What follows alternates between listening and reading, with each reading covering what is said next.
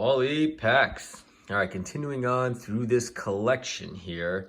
I did start to dive into some of this stuff off camera, right? Specifically looking at the 1995 baseball set, right? This complete set. Started to go through it, realize looking how loose these cards were, knowing not all the cards were in there. So of course I looked to see if I could see the I think the Mariano Rivera, Andy Pettitte rookie in this one as a combined Yankee card, and that wasn't in there, and then some other stars were missing, everything else. So I started looking at some of these sets and realized these are not all complete sets, and it looks like they've been picked through. So I'm not going to go through most of the sets then on camera, right, and go through that because it wouldn't be all worthwhile.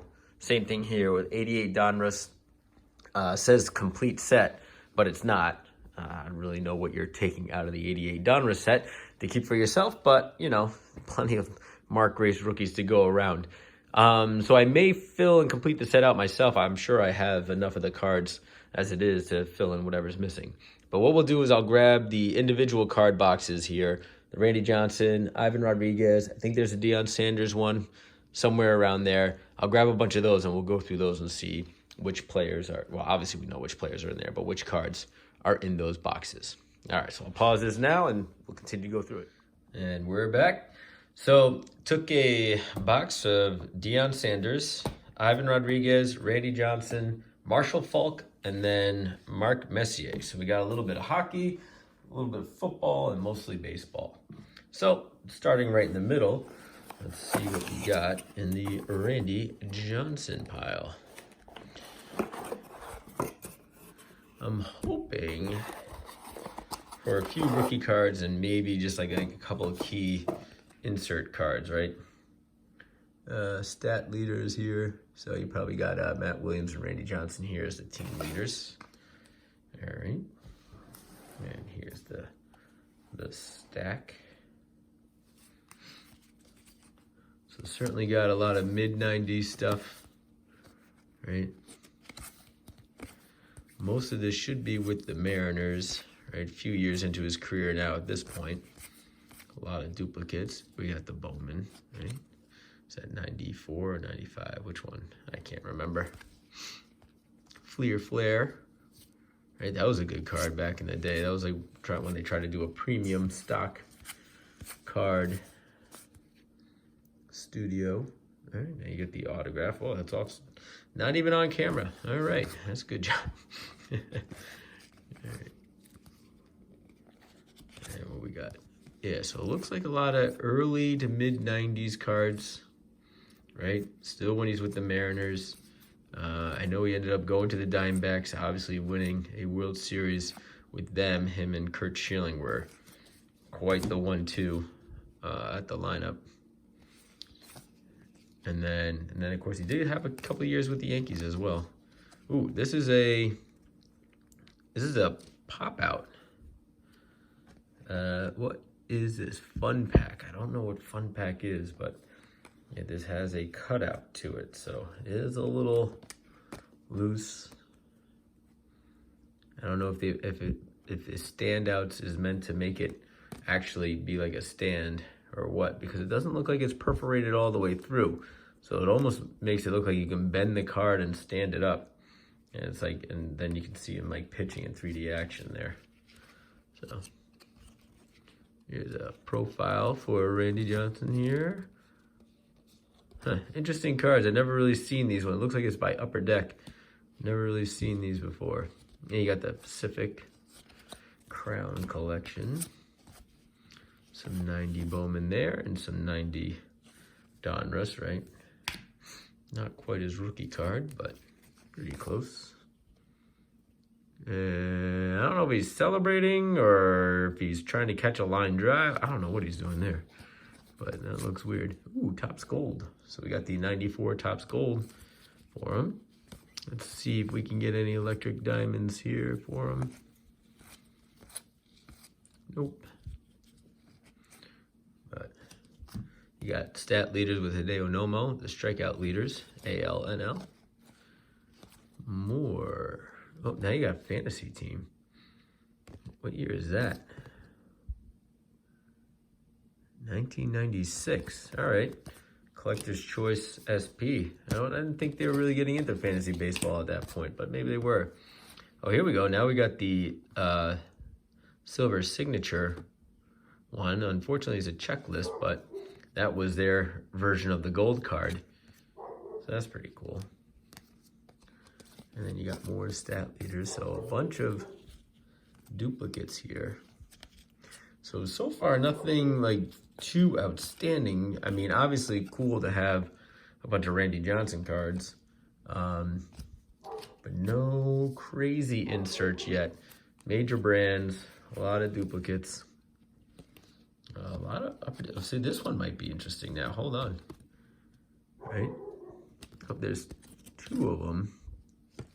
We got this one looks like the base card here. Number 92, right?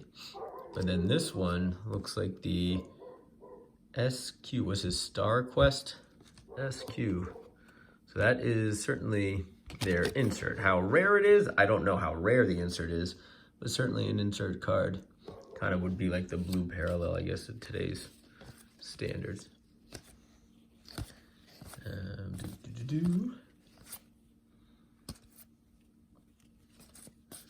So if you are a Randy Johnson fan, this would be a pretty cool box to uncover.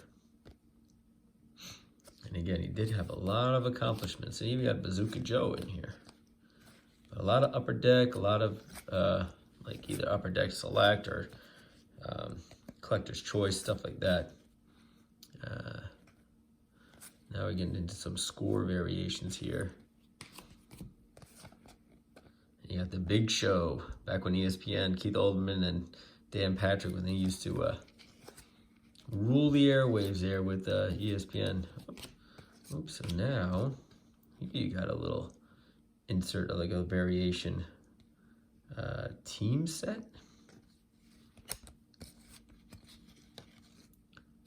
139 and 89, so they're different numbered. So I don't know what the difference between the two are. Obviously one being a specific team set, but they have the same stats on the back. So not quite sure what the variation there is, but I'll look that up. Get more specific. A lot of Pinnacle. No rookie cards. And then you got this flashing. All right. And we end it with some more 1990 Upper Deck, 91 Donruss. So what's funny is there is like a 91 Donruss set, and there's this Donruss set. I'm wondering if these are like some of the cards that are missing. So I'll just put them back in those sets if that's the case. Lots of 91 score. Not the best face for Randy Johnson, but also hard to keep this one in mint condition with the black borders like that. So that's pretty cool. You got the 91 Studio. Okay. More 91 Tops. No error card for the 91 Tops as far as I know. You got the 92. And then you got Randy Johnson here. Is this 95? Oh, no, it's 97 actually. Wow. I hadn't, like, by this time I was kind of taking a break from the hobby, so I really hadn't seen too many of those 97 Tops. So it's kind of new to me. And the Power and Glory, so Upper Deck Choice, yep, 10 and 1. All right. Shot in the arm. All right, so that is Randy Johnson.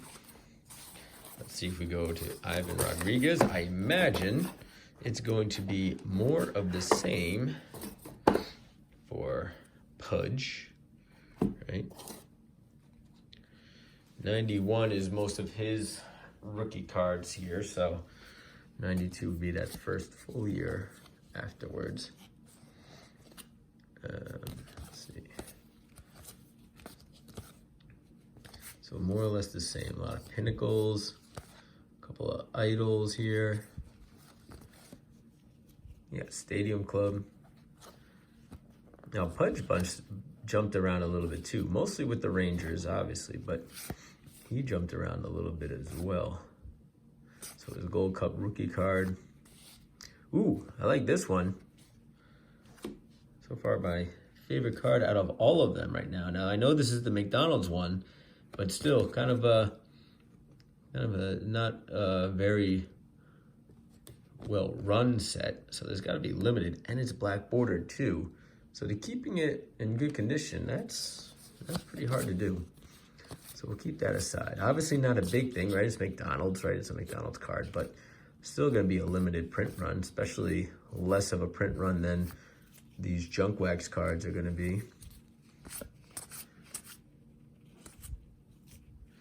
Here's another nice insert here for the Leaf.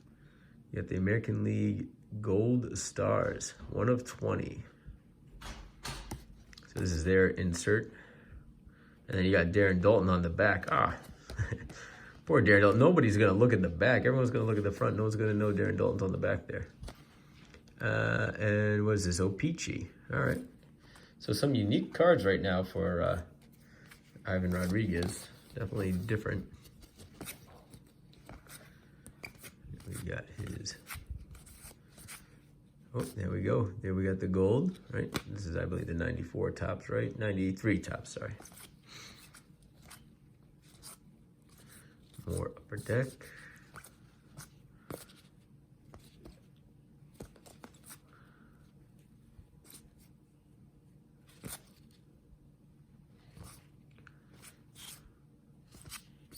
All right, just going through this stuff. Some more Pinnacle. So it seems like it's going to be more or less, this is what it's going to be for each one, right? Right, coming across the same set, same series for both. Randy Johnson is top gold for him too. Randy Johnson and Ivan Rodriguez here. So I would then imagine that probably Deion Sanders is also going to fall into this boat. But if this person had been collecting or breaking these kind of boxes open and making these sub-player sets in, I'm surprised they didn't have more, like one for Bo Jackson, one for maybe Ken Griffey Jr., or maybe they did and they sold it off already. There you go. But it does seem to be the same type of cards, right? Or the same series. Ooh, there's a... I don't know what they want to call this, like a gold card, but it's not a gold card. There's some sort of refractor. Cyberstat. So 95. So this is their 95 tops. This is kind of their gold card variation there.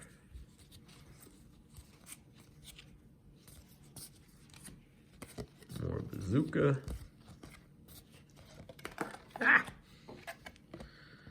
This is a Denny's card here. You can't really see the hologram at all on that. Ooh, this is a nice one.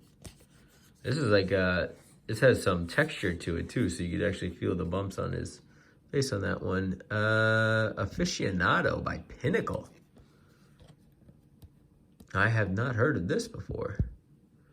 What is that, 1996? And it's weird too, because it looks like, oh, you look at the edge, it's like, oh, it's all scratched up. No, it's actually the picture wrapping around the side there. So it's not scratched at all or anything. The edges are actually really good. It's just the way the picture is. Like I don't know what's going on, AKA Pudge. I'd never seen this card before. Huh, I'll have to look that one up. Never seen that variation. And then you got this one too as well. So it looks like we're getting more of the inserts here with Pudge or Ivan Rodriguez. Some crown.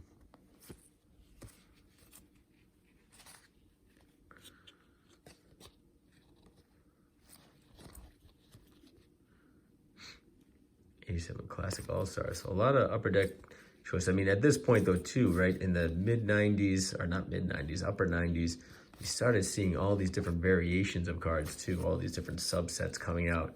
So it really kind of muddied the waters a little bit. Like, You know, especially like you've seen all these different types of upper deck choice. So here's another Star Quest here. We saw that with Randy Johnson, the stat leaders, victory, right? Topps victory, all this stuff. So many different types of cards out there.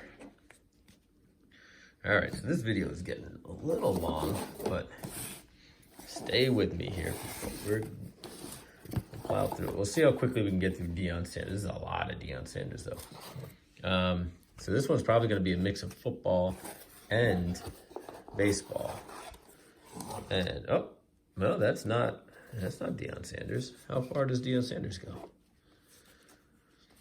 Deion. Yes. Deion. Oh, and then we get into some basketball. Looks like we got Sam Cassell. You are not Deion Sanders, so these would be... All right, so we got some of those to go through. All right, so we'll go through the Deion Sanders, and then maybe I'll break it up and do another video. But so this is going to be... Oh, wow, this is going to be mostly football, it looks like. Because I don't know when he stopped playing baseball, to tell you the truth. But I think it must have been in like the mid-90s. I think he then became focused solely on football. And rightly so. I mean, he's a Hall of Fame football player. Right? One of the best cornerbacks there was. Ooh, Fleer Metal. I like that. Is that the... I like that card. I'll put that one aside. All the metal cards I usually try to put aside. And, oh, I thought this was two cards. They are two cards. All right. I was like, either this is one big card or... All right, what is that? This is, looks like Pro Set. Some set, Pro Line. Yeah. So, again, this is... Football kind of followed suit with baseball, coming out with all these different variations and everything else. And some of the inserts are pretty good, right? Oh, it Topps 40th edition here. Nice gold stamp. Ooh, nice little card here. Two of them. Edge. But, like, you get all these weird action-packed pro sets. All this stuff that, like, a lot of times don't make too much of a impact in the hobby. And then kind of get lost in the shuffle as well. So, you know, Pacific. All these ones. Yeah, it's too bad, too, because it definitely muddied the waters here, right? It muddied what you were trying to collect. You can get a lot of variations of your favorite player, but ultimately there's just no value in it, right? And that's what a lot of people were looking for. They were looking for value. They weren't looking only to just collect the cards. They wanted to, you know, hold on to something valuable. Here's the Pro Set. Looks like that's a different number. Why would he be 25? Why wouldn't he be 21? He's always 21. Huh, wonder why he was, maybe somebody else was 21 on the team. But it's not always just about collecting your favorite player. Oh, I like this one, though. This is a good one. That is a good card. Prime Time. And it's got the money symbol. That's probably around the time he came out with his album, too. So I don't know if you guys know that he came out with a rap album, but he did. And this is a good card, too. That's a fun one.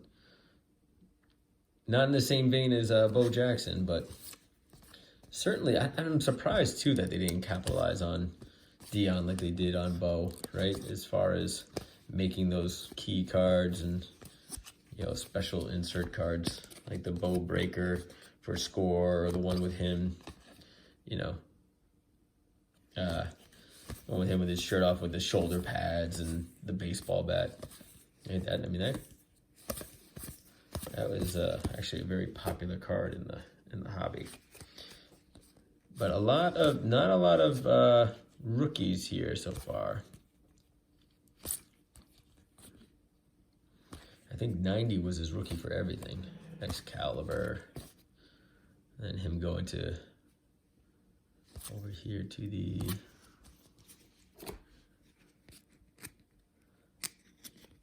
yeah, this one too. He was number 24 in this one.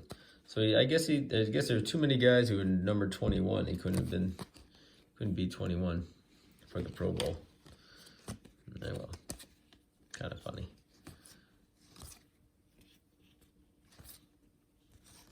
But you know he guarded some of the best receivers out there. Another Fleer medal. I want to see if you can see that, right? You get the variation on it. Put that one aside.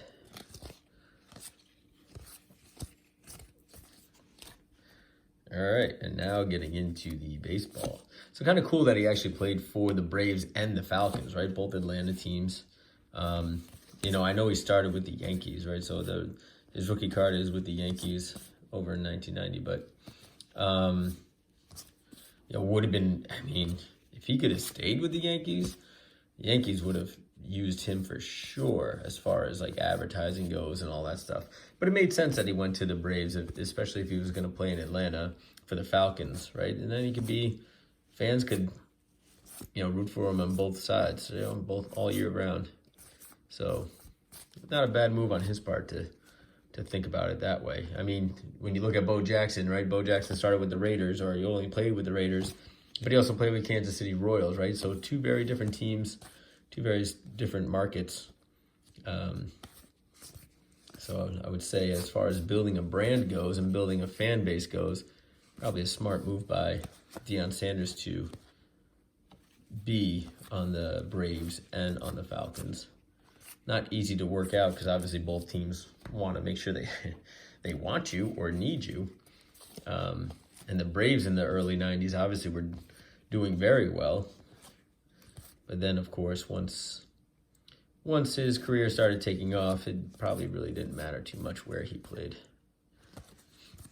And that's why he didn't have to stay tied to Atlanta, right? Especially as his football career took off, right? He's going to follow the money. He's going to get paid pretty well for his services. So I would imagine this was probably 95, 96, must have been towards the end of his baseball career. I don't think he played much further beyond that. You get the Gold Rush Deion Sanders here. So a couple of cool baseball cards here. Oh, I forgot he played for the Giants. Wow, so that's 96, yeah. So this has to be tail end of his career. I can't imagine him playing beyond this, right? Probably went to the Giants because at this point he's playing for San Francisco 49ers. So figured, oh, we'll also play for the Giants too because I'm here. But ultimately, I don't think it all panned out. I mean, what was even his average at that point? Like 268, not bad. Stole 20 plus bases a year. But certainly moving around. Went from the Braves to the Reds to the Giants. So I think he was just a gun for hire at that point. Now this is a rookie card. All right, so now we got a couple of Deion Sanders rookies. That's cool. And this one maybe too. Yeah, 1990 score. So yeah, and we got the super rookie. So nice. End out with some Deion Sanders rookies here at the end. Well, that video is getting long. Still got Marshall Faulk to go through. Still got Mark Messier to go through. And then these random basketball cards that were in the Deion Sanders set. So I'll stop it there. And I'll continue this, do part 2, maybe put it on tomorrow. All right, guys. See ya.